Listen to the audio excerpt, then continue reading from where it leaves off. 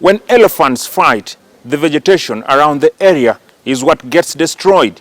These are the students of Makerere University Business School as lecturers laid down their tools starting on this 15th day of November 2020. We have given enough time.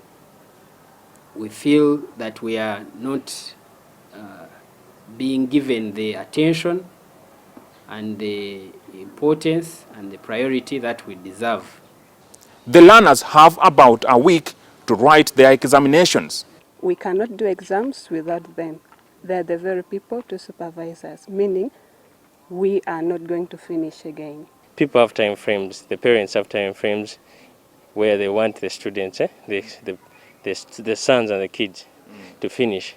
Okay. So they can majorly go into business and all that stuff. So increasing also will impact the parents negatively. They'll incur more costs. So I feel so sad that in case it happens, we shall be affected more as the students. Initially, staff had agreed not to resume opening for the semester. However, staff agreed to postpone the laying down of tools by a month. There are about 500 lecturers here, understandably, at Makerere University Business School, of whom 380 have salary disparities. The harmonization of the salaries should have started at the beginning of this financial year. So basically, staff have already lost salaries, lost their right salaries for the last 4 months. For example, an associate professor, somebody has lost 6.5 million every month. A breakdown of the structure puts a university professor doubling as a vice-chancellor on top of the table with a 20 million shillings paycheck, with the deputy vice-chancellor coming second at 17 million shillings. A professor earns 15.6 million shillings, an associate professor 14.8 million, senior lecturer 9 million shillings, while a lecturer is paid 8.1 million shillings.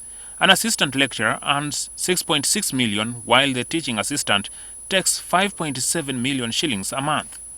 The allocated amounts vary between science and non-science teaching staff, with an average of 1 million shillings less for non-science teaching staff. Other public universities will ostensibly join the MUBs struggle for a commensurate paycheck in December. It's about salaries. Staff are not talking about allowances, people are not talking about anything else. The Ministry of Public Service is responsible for providing a policy guideline on salaries of public servants. Getting a response from the authorities was futile, as those directly charged with the matter could not be reached. The National Resistance Movement Manifesto on page 214 hails the increment and harmonization of salaries of the university teaching staff as a key milestone. Jackson Onyango, NTV. No, she was